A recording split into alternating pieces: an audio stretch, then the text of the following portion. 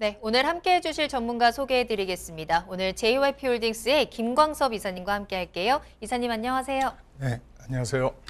반갑습니다. 자, 오늘 김광섭 이사님과 함께 여러분들의 부동산 투자에 도움이 되는 다양한 정보들 준비되어 있습니다. 자, 먼저 오늘의 첫 순서 이슈 시그널부터 출발하겠습니다. 시장의 흐름을 읽을 수 있도록 다양한 이슈 전해드리는 시간인데요. 앞서 예고해 드린 대로 윤석열 정부의 첫 번째 세제 개편안이 발표가 되었습니다. 구체적으로 어떤 내용들이 담겨 있는지 알아보도록 하겠습니다. 이사님, 어떤 내용들이 있나요? 네, 간단하게 좀 말씀을 좀 드리자면 응능 과세의 원칙에 따라서 주택 수를 이제 주택 가액으로 전환하겠다라는 내용이 이제 포함이 되어져 있고요. 두 번째로는 이 종부세에 대한 세율과 이 세부담을 상한을 좀 일하를 했습니다. 다주택자들한테 다양한 혜택이 좀 돌아간다. 이렇게 간단하게 좀 설명을 좀 드릴 수가 있을 것 같고요. 또 종부세에 대한 인별 공제 금액도 또 상향을 했습니다. 그만큼 세금에 대한 부담을 상당히 많이 좀 줄여놨다. 이렇게 좀 보시면 될 것 같고요. 요거 같은 경우는 이제 내년 2023년도 1월 1일 기준으로 하죠. 또 이제 종부세 과세 기준 자체가 이제 2023년도 6월 1일 기준으로 하기 때문에 과연 이게 순조롭게 이제 국회를 통과를 하느냐 이런 부분도 남아 있고요. 또 이제 1세대 1주택자에 대한 특별 공급 부분이 있어요. 요거 같은 경우는 올해 8월 달에 입법 예고를 해서 올해 좀 진행을 해서 1세대 1주택자에 대한 어떤 불합리한 세금 증가 부분을 좀 감액을 한번 해보겠다. 이런 내용도 좀 포함이 되어져 있습니다. 어떻게 보면은 다주택자들한테 상당한 좀 이득이 가는 부분이 있고요.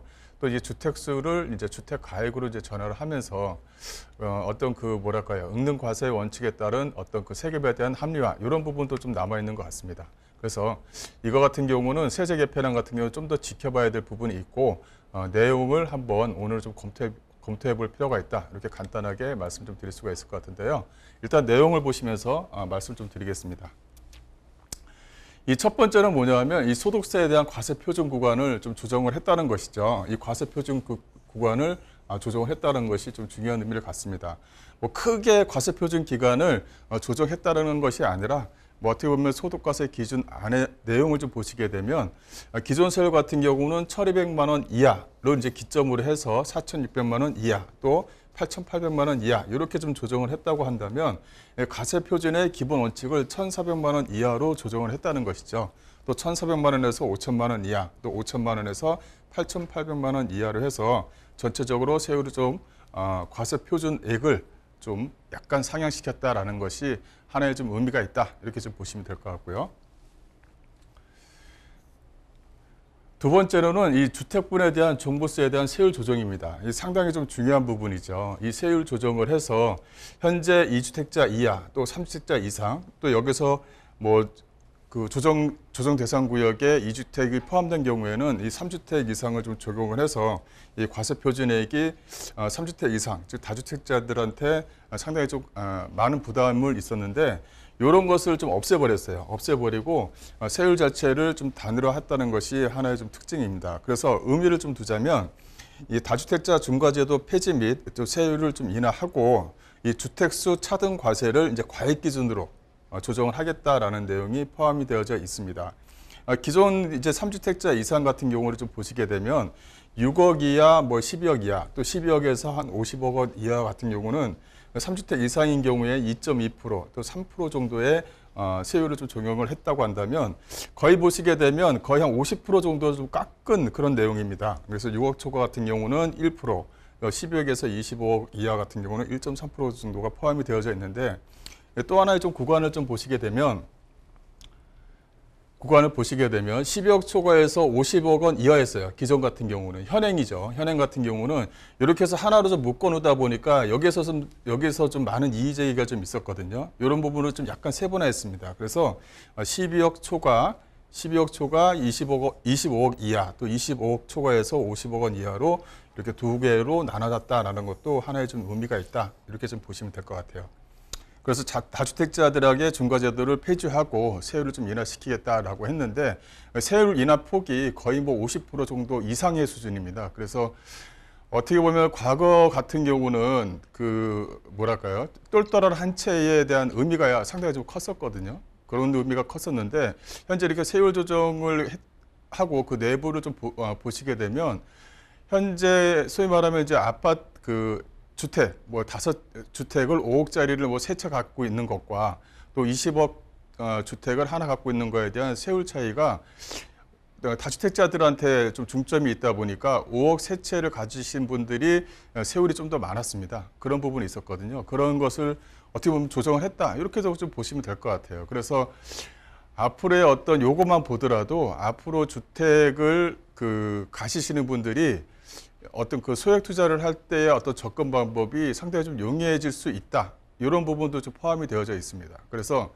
현재 뭐 등록 임대 사업자라든가 소액 임대로 진행해서 하시는 분들한테는 앞으로 좀 더 유리한 방향으로 좀 끌고 갈 수 있다. 전체적으로 이제 세제 개편한 내용을 좀 보게 되면 과거 같은 경우는 다주택자들에게 중점을 뒀어요. 그러다 보니까 다주택자, 주택수를 많이 가지신 분들한테 많은 과세를 했습니다. 어떻게 보면은 방향의 좀 차이인 것 같아요.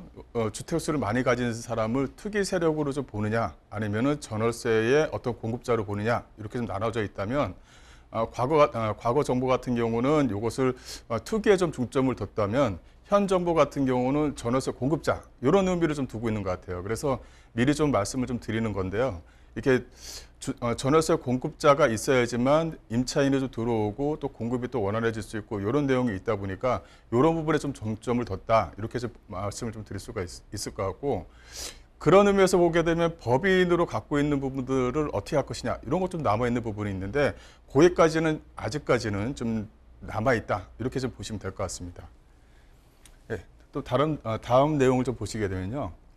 그것도 뭐냐면 주택분에 대한 부동세세 상한 조정이 있어요. 이 상한 조정을 기존 같은 경우는 2주택자 이하인 경우는 150%를 적용했고 3주택자 이하인 경우는 300%를 적용했습니다. 이게 무슨 말이냐면 작년 같은 경우는 1,000만 원이었었는데 올해 이제 2,000만 원이 됐다 하게 되면 2주택자 이하 같은 경우는 1,000만 원에서 이제 150%니까 1,500만 원만 되는 것이었고요. 이 3주택자 같은 경우는 300%니까 1,000만 원이 올랐다고 한다면 1,000만 원을 다 냈었거든요. 이것을 이제 개정을 시킨 겁니다. 그래서 150%로 이제 만들어 놓은 거예요. 그래서 3주택자 같은 경우도 똑같이 뭐 1,000만 원이 올랐다고 한다면 2,000만 원이 내는 것이 아니라 1,500만 원 이렇게 좀 만들어진 거거든요. 그래서 현재 이 부동산에 대한 현재 좀 세제 개편안을 보게 되면 다주택자들한테 중점을 좀 맞춰졌다. 이런 의미가 상당히 좀 큽니다. 그래서 이것을 주택 공급자로 봐서 원활하게 주택을 공급시키는 방향으로 가야지 이걸 어떤 투기세력으로만 계속적으로 묶어놓게 되면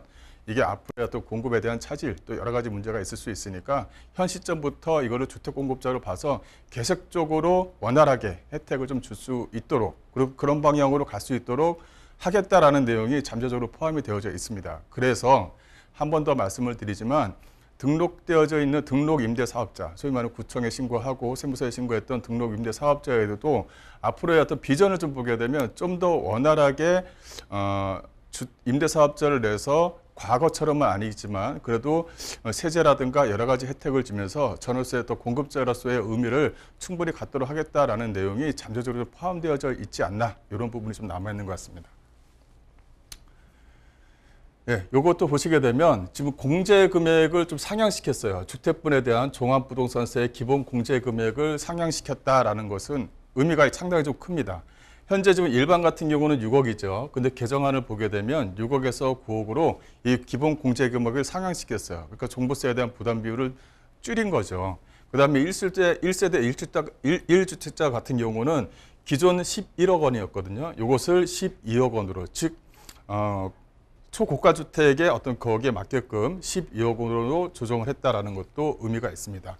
법인 같은 경우는 상한이 없고요. 그래서 기본 공제 금액을 현실화하고 양도소득세와 고가주택 기준을 통일시키겠다라는 내용이 포함이 되어져 있는 겁니다. 여기 같은 경우도 이것은 일정 부분은 좀 예상을 했던 것 같아요. 왜냐하면 고가에 대한 기준 자체가 9억 원으로 기준점이 현재 좀 마련이 되어져 있기 때문에 일반 같은 경우도 6억에서 9억으로 또 1세대 1주택 같은 경우도 12억 원으로 만들어냈다. 이렇게 좀 보시면 될 것 같고 이거는 2023년 1월 1일 그 국회가 통과가 되면 내년 1월 1일 기준으로 하겠다라는 내용이 포함이 되어져 있습니다. 또 이제 1세대 1주택자에 대한 종부세 특별공제를 좀 도입을 했는데요. 여기 같은 경우는 좀 현행 같은 경우는 좀 불합리한 부분이 있었죠. 그러니까 이제 뭐랄까요? 그 기존 주택을 대체주택으로 해서 가지고 있었을 때 그걸 주택수에 포함을 시켜서 또 불합리한 부분이 있었다. 이렇게 좀 말씀 좀 드릴 수가 있는데 이런 부분을 좀 더 개선시켰다. 이렇게 좀 보시면 될 것 같아요. 현재 이 1세대 1주택 종부세 특별공제 도입 같은 경우는 올해 이제 적용을 받는 겁니다. 이제 올해 적용을 받는 부분이다. 그래서 현재 8월 달에 입법 예고를 해서 진행해 보겠다라는 것이 기존 현재 정부 여당의 내용이다. 이렇게 좀 보시면 되는데요. 내용을 보시게 되면 1세대 1주택자를 대상으로 합니다. 22년 주택분 종합부동산세 과세 표신 시 기본 공제 금액을 11억, 현재 기존에 이제 11억이잖아요. 이것을 3억 원을 추가해서 14억으로 만들겠다. 그러니까 추가 공제를 올해 같은 경우는 14억으로 만들겠다. 이렇게 좀 내용이 들어가 있고요. 여기서 이제 고령자 및 장기 보유자에 대한 종부세 납부 유예 제도를 도입하겠다라는 내용이 있는데 이거는 이제 뒷부분에 나옵니다. 그래서 고령자이신 분들도 좀 뭐랄까요? 아파트 한 채를 가지고 있었는데 종부세에 대한 부담이 있었거든요. 이런 것도 납부 유예 제도를 하겠다라는 내용이 포함이 되어져 있습니다. 그래서 22년 공시가격 상승에 따른 1세대 1주택자 세부담 증가를 완화시키고 22년 납세 의무가 성립하는 분에 대해서만 이 부분에 대해서만 한시적으로 올해 안으로 적용시키겠다라는 내용이 포함이 되어져 있습니다. 또 이제 그 다음 중 하나 요건을 또 충족하는 경우가 하나 더 있는데요. 이제 여기 보시게 되면 이제 일시적 2주택자에 대한 특례 조항을 좀 신설을 한 겁니다. 그래서 일시적 2주택, 즉 1세대 1주택자가 종전주택 양도 전에 다른 주택을 대체주택으로 취득한 경우에요. 대체주택 취득한 경우 신규주택 취득 후 2년 이내에 종전주택을 양도하는 경우에 한정한다라고 해서 그래서 일시적 2주택자들에게 그다음에 이런 어떤 특례 조항을 적용했다라는 것을 말씀드릴 수가 있습니다. 현재 이제 과거 정부 같은 경우는 주택수로 해서 이거를 또 어떻게 보면 주택에 대한 공급자로 보는 게 아니라 소위 말하면 투기 요런 부분이 좀 더 강조가 되다 보니까 이런 특례 조항 자체가 없었던 게 상당히 좀 아쉬웠던 부분이에요. 그래서 일시적으로 좀 피해를 좀 보셨던 부분에 대한 아쉬움이 있었는데 이런 것을 이렇게 좀 만들어냈다라는 것이 뭐 하나의 의미가 있다 이렇게 좀 말씀 좀 드릴 수가 있겠고요. 또 상속주택인 경우가 있죠. 그러니까 부모님이 돌아가셔서 상속을 받았다는 경우에도 1세대 1주택자가 상속을 원인으로 취득한 이런 주택을 함께 보유를 하는 경우도 요거 주택수에 포함을 안 시키겠다. 이런 내용이 좀 포함이 되어져 있는 것입니다. 내용을 보게 되면 상속 개시일로부터 5년이 경과하지 않은 주택, 이 가액이 얼마인지 이런 것도 필요가 없고 5년이 경과하지 않은 주택도 주택수에 포함을 안 시키겠다. 이런 내용이 있고요. 이 저가주택을 좀 보셔야 될 것 같아요. 이 저가주택 같은 경우는 공시가격이 수도권인 경우 6억, 비수도권인 경우 3억 이하, 그리고 이 소액 지분, 그러니까 상속주택 지분의 약 한 40% 정도인 경우에는 기간 제한이 없습니다. 이런 것을 만들어냈다. 이렇게 좀 보시면 될 것 같고요. 또 이제 지방 저가주택의 내용입니다. 이제 1세대 1주택자가 지방 저가주택을 함께 보유하는 경우 이런 것들이 있었어요. 뭐냐면 서울에 집 한 채가 있는데 시골에도 과거부터 계속적으로 집 한 채 있었어요. 쓰러질 듯 말 듯한 그런 집이 있었는데 어쨌든 그것도 주택수에 포함이 되니까 이거 불합리한 거 아니냐 이런 내용이 좀 많이 있었거든요. 이런 부분들 개선을 하겠다라는 내용이 좀 들어가 있는 겁니다. 그래서 1세대 1주택자가 지방 저가주택을 함께 보유하는 경우 근데 공시가격이 3억 원 이하고 수도권 및 광역시 또 특별자치시가 아닌 지역에 이제 소재하는 주택인 경우에도 주택수에 포함을 안 시키겠다라는 당연한 겁니다. 당연한 것을 이렇게까지 세부적으로 좀 과거에 이렇게 좀 만들어내지 못했다는 게 조금 더 아쉬운데 그래도 이런 것들이 현재 나왔다 이렇게 좀 보시면 될 것 같아요. 이게 얼마만큼 뭐랄까요 소득 종부세에 대한 어떤 비중을 얼마만큼 차지하지는 않았었거든요. 왜냐하면 지방에 있는 그 가격을 해봤자 얼마나 되겠습니까? 하지만 이것을 내용을 이렇게 만들어냈다는 것이 의미가 있다. 이렇게 좀 보시면 될 것 같아요. 그 다음에 1세대 1주택자 판정 시 주택수에서 제외된다. 이렇게 좀 보시면 될 것 같은데 1세대 1주택자 판정 시 주택수에서 제외되는 것을 보게 되면 현재 과세 표준에는 해당 주택에 대한 공시가격을 합산하여 과세를 합니다. 합산하여 과세를 하는 거고요. 또 이제 그 종부세 같은 경우는 인별과세를 하는 겁니다. 그래서 공동주택 같은 경우에 부부가 공동 명의로 되어져 있다면 예를 들어서 뭐 9억 하게 되면 이제 18억 정도로 공제를 받고 뭐 이런 경우가 이런 경우거든요. 근데 여기서 하나 더 보시게 되면 22년도 같은 경우는 특별공제 3억 원을 포함해서 14억 원 정도를 공제를 해주겠다는 내용이고, 이제 올해 지나면 23년도부터는 12억으로 적용을 하겠다라는 내용이 들어갑니다. 그래서 요건 미추족 시 주택수에서 합산하고 경감 및 그다음에 이자 상당 가액을 합산하여 추징하겠다라는 내용이 포함이 되어져 있습니다. 그다음에 이제 등록임대 사업자예요. 이제 등록임대 사업자를 좀 보시게 되면 이게 앞으로의 어떤 그 소액 투자로 가면 그 등록임대 사업자가 따라붙어야 되는 거거든요. 그래야지 세금이 따라붙고 그다음에 이제 어떤 투명성이 좀 보장이 되는 거잖아요. 근데 이런 것들도 상당히 좀 많이 억제하는 부분이 있습니다. 근데 보시게 되면 현재 그 요런 부분의 어떤 그 미래를 좀 더 예측할 수가 있지 않느냐, 이렇게 좀 보시면 될 것 같은데요. 등록임대 사업자의 경우 85평방미터 6억 이하인 경우에는 임대소득의 임대료 증가율의 5% 이내 현행입니다. 그리고 감면율 같은 경우면 개정안도 거의 다 똑같아요. 1호 임대 시 4년 이상이면 30%, 10년 이상이면 75%를 감면을 해줬고, 2호 임대 시에는 4년 이상의 20%, 10년 이상의 50% 정도를 감면했다라는 내용인데, 요게 이제 적용 기간 자체가 22년 12월 31일, 올해 이제 마지막으로 이제 마무리가 되는 거였거든요. 요걸 이제 3년 연장을 해서 25년 12월 31일로 연장을 했다라는 것이 포함이 되어져 있습니다. 요것도 어떤 소형 임대주택, 등록 임대 사업자에 대한 소형 임대주택을 어떻게 바라보느냐, 현 정부가 어떻게 바라보느냐를 좀 유추해 볼 수 있다, 이렇게 좀 보시면 될 것 같고요. 예, 이런 내용이 좀 포함이 되어져 있습니다. 지금 현재 중요한 부분은 그 다주택자들에게 초점이 맞춰져 있다는 것이 가장 중요한 부분이고, 이런 것이 좀 사회 문제화 됐다라고 하는 것도 하나의 좀 문제가 됐었습니다. 또 하나는 앞선에 말씀드린 것처럼 똘똘한 한 채, 예를 들어서 20억짜리 아파트 똘똘한 한 채를 갖고 있는 게 중요하냐, 안 그러면 5억짜리 세 채를 갖고 있는 게 중요하냐. 현 시점으로 하게 되면 똘똘한 한 채를 끌고 가는 게 오히려 세금에 대해서는 부담이 적다 보니까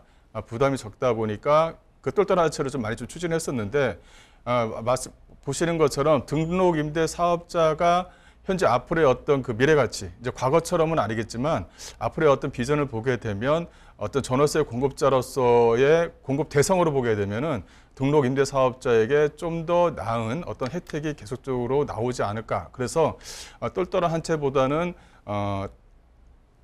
주택 수를 구분해서 나가는 방향이 부동산을 투자하는데 좀 더 유리한 방향이지 않을까 싶습니다. 여기까지 해드릴게요.